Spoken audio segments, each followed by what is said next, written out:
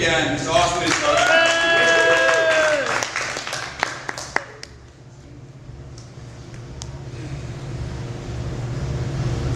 You and me sat down in the same state for the first time in years in front of 2 glasses of bourbon. We were trying to figure out how to cross the 5 years and half a continent we had somehow managed to cram between our bar stool seats. Try as you might, you just can't be best friends from across the country. So we told these stories when we still were. And the retellings, they had a rhythm like the rock of your old Mustang against the highway, and I realized, no matter how long you have been gone, home is wherever people know your stories. And one of my favorites, the bar door opened quiet, but the whole room turned anyway like we're letting their smoke out, letting too much sunshine in. I was a beer deep when a guitar man sat down in that furthest, most crooked corner of the dance floor, and I tell you, if he did not sing like an oak, he sang like a shipwreck.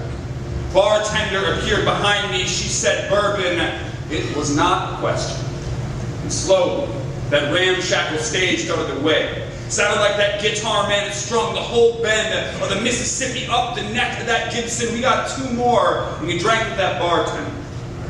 Her name was Mary Lee, but everybody called her Granny. I tell you, that woman was cast iron. I watched her slosh whiskey through her teeth like it was mouthwash, heard her hollering like a coven of cowbells when her great-grandson got up, hugging a harmonica between his lips like it was a wooden rod, and he was a seizure. Boy blew harp like a rusted gear, like a wind chime built out of junkyard cars. I tell you, that night I heard the sound of a sail being ripped from the chest of the ship. That was the first time I had ever heard people break and then dance. Just like that, the gap between our bar stools vanished. We sat arm to arm and Mark Twain the sounds of shipwreck and seizure. We Faulkner the chorus of old men who hum tune like whistling indoor country crickets. We retold our favorite stories, taking turns as if we were somehow remembering them together.